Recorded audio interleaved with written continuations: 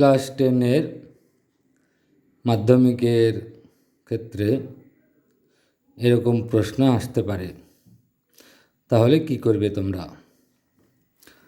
প্রশ্নটি হচ্ছে যে বংশগতি চ্যাপ্টার থেকে বাবা বর্ণান্ধ, মা বাহক হলে অপত্য সন্তানদের মধ্যে কি কি হতে পারে। প্রথমেই বলে নিই, বর্ণান্ধ ইংরেজিতে বলা হয় কালার ব্লাইন্ড, মানে বর্ণান্ধ। কালার ব্লাইন্ডের সি যেটা প্রথম অক্ষর, সেটা আমি ধরে নিলাম সি, কালার ব্লাইন্ড মানে। স্বাভাবিক জিনটাকে ধরে নিলাম সি প্লাস। তাহলে স্বাভাবিক জিন সি প্লাস আর কালার ব্লাইন্ড জিনটা হচ্ছে সি।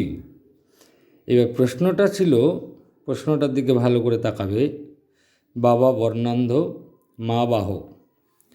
মায়ের ক্রোমোজোম আমরা জানি, মায়েদের সেক্স ক্রোমোজোম এক্স এক্স থাকে। বাহক মানে এই যে দেখতে পাচ্ছ, বাহক মানে হচ্ছে সি প্লাস আর সি। সি প্লাসটা হচ্ছে নর্মাল জিন বা স্বাভাবিক জিন, সি প্লাস হচ্ছে বর্ণান্ধ জিন। বাহক বোঝাচ্ছে যে দুটো ক্রোমোজোমের মধ্যে একটা ক্রোমোজোমে বর্ণান্ধ জিন আছে আর একটা ক্রোমোজোমের মধ্যে স্বাভাবিক বা নর্মাল জিন আছে, সেই জন্য এটাকে আমরা বাহক বোঝাচ্ছি। যদি বলতো আক্রান্ত, তাহলে কিন্তু এটা আক্রান্তর ক্ষেত্রে তোমার মায়েদের এক্স এক্স আক্রান্ত হলে আমরা সি সি দুটোই ধরে নিতাম। এই যে সি সি লিখেছি, এটা হচ্ছে মানে আক্রান্ত বোঝাচ্ছে। যদি স্বাভাবিক বলতো মা স্বাভাবিক, তাহলে x x c plus c plus মানে স্বাভাবিক। সি প্লাস দিয়ে আমরা স্বাভাবিক জিনটাকে বোঝাচ্ছি। দুটোই ক্রোমোজোমের মধ্যে যদি সি সি কালার ব্লাইন্ড জিন থাকে, তাহলে সেটাকে আমরা আক্রান্ত ব্যক্তি ধরছি। আর বাহক মানে একটাতে স্বাভাবিক জিন আর একটাতে কালার ব্লাইন্ড বা আক্রান্ত জিন আছে, এটাকে আমরা বাহক ধরছি। তাহলে মা বাহক বোঝা গেল এই পর্যন্ত। এবার বাবা বর্ণান্ধ বলা হয়েছে। এবার তোমাদের মনে হতে পারে যে এক্স ওয়াই বাবার ক্ষেত্রে একটা জিন শুধু সি লেখা আছে, আমি আগেই উপরে বলে দিয়েছি সি মানে বর্ণান্ধ জিন। তাহলে এটা সি লেখা আছে, তাহলে ওয়াইয়ে কী থাকবে? এখানে জেনে রাখা ভালো, ওয়াই ক্রোমোজোম পুরুষের ক্ষেত্রে থাকে যার মধ্যে কোনো জিন থাকে না, বংশগত বৈশিষ্ট্যকারী কোনো জিন থাকে না। একটা জিনের হদিশ পাওয়া গেছে, যে জিনটাকে হোলান্ড্রিক জিন বলছে, যেটা ওয়াই ক্রোমোজোমে থাকে, যা কানের লতিতে পুরুষের দেহে চুল সৃষ্টি করে বা লোম সৃষ্টি করে। তাহলে ওয়াই ক্রোমোজোমে কোনো জিন থাকে না সেহেতু এখানে শুধু একটাই এক্স ক্রোমোজোমে জিন থাকবে, সেটা হচ্ছে বর্ণান্ধ বলে বাবা বর্ণান্ধ, তাই সি। যদি বাবা স্বাভাবিক হতো তাহলে এটা সি প্লাস হতো। বোঝা গেল? স্বাভাবিক হলে সি প্লাস, বর্ণান্ধ হলে সি। তাহলে এক্স ওয়াইয়ের ক্ষেত্রে সি, এটাকে পি জনু বা প্যারেন্টাল জনু ধরে নিলাম। এবার এখান থেকে আমার কি কি গ্যামেট আসতে পারে?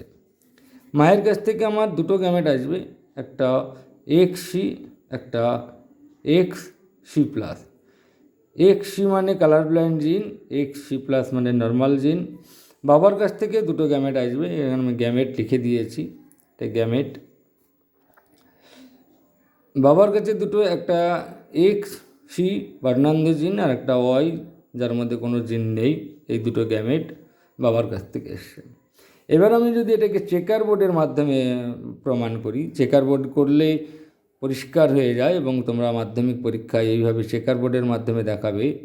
যেখানে দেখো যে এই যে তীর চিহ্নটা দিয়েছি, তীর চিহ্নটা মানে হচ্ছে পুং গ্যামেট, প্লাস চিহ্নটা দিয়েছি, এটা হচ্ছে স্ত্রী গ্যামেট।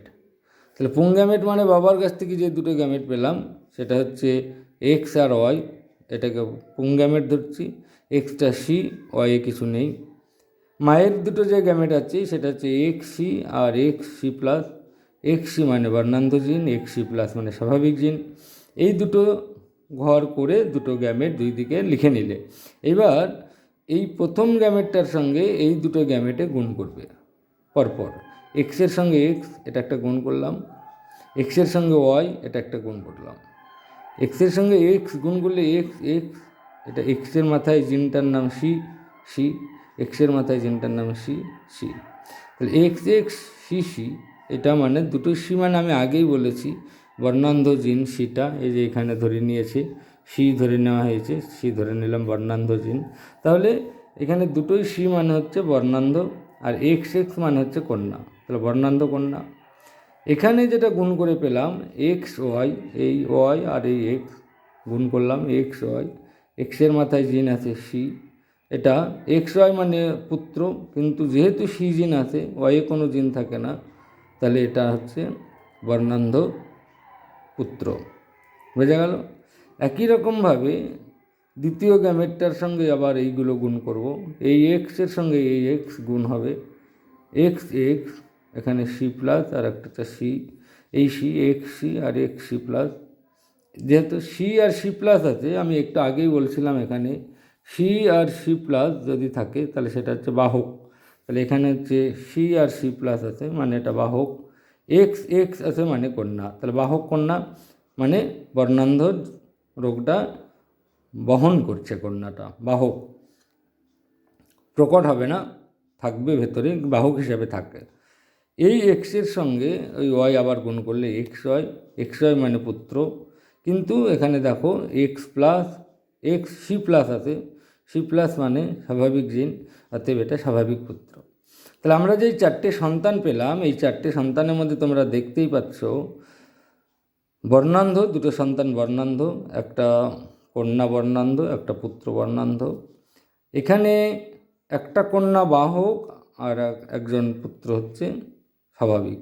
তাহলে এইটাকে যদি আমি পার্সেন্টেজ করি তাহলে আমার দেখা যাচ্ছে 50% সন্তান বর্ণান্ধ, যার মধ্যে 25% কন্যা, 25% পুত্র। আবার দেখা যাচ্ছে যে 25% সন্তান বা কন্যা বাহক, এই যে এইটা বাহক যেটা 25% হচ্ছে, এটা ব্যাকেটে কন্যা লিখে দিলে ভালো হয়, বাহক।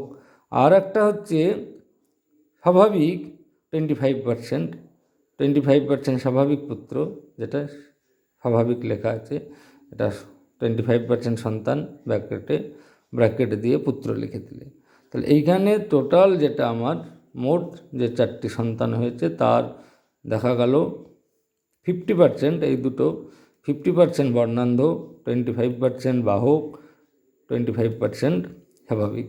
তাহলে এইখান থেকে প্রমাণিত হলো যে বাবা বর্ণান্ধ হলে একটা মেয়ে বর্ণান্ধ হচ্ছে এবং মা বাহক থাকছে, তখন একটা পুত্র বর্ণান্ধ হচ্ছে, একটা মেয়ে বাহক হচ্ছে, একটা পুত্র মাত্র স্বাভাবিক হচ্ছে। এইটা হচ্ছে এই ধরনের সমস্যার ক্ষেত্রে এই রেজাল্টটা আসবে। এবার সমস্যা যদি পাল্টায় তাহলে রেজাল্ট পাল্টে যাবে, এখানে ওই একই নিয়মে তোমাদের সব করতে হবে। সমস্যাটা অন্যরকম আসতে পারে, বাবা স্বাভাবিক হতে পারে, মা বাহক হতে পারে, মা বর্ণান্ধ হতে পারে, বাবা স্বাভাবিক হতে পারে। প্রশ্ন যেভাবেই ঘুরিয়ে দিক না কেন এই একই নিয়মে এইভাবে তোমরা অঙ্কের মতোটাকে করে এটাকে খাতায় দেখিয়ে যা রেজাল্ট আসবে সেই রেজাল্টের একটা অনুপাত বের করে এখানে দেখাবে, তাহলে সেটা ফুল মার্ক পেয়ে যাবে। আশা করি কোনো অসুবিধা নেই, সকলেই বুঝতে পেরেছ।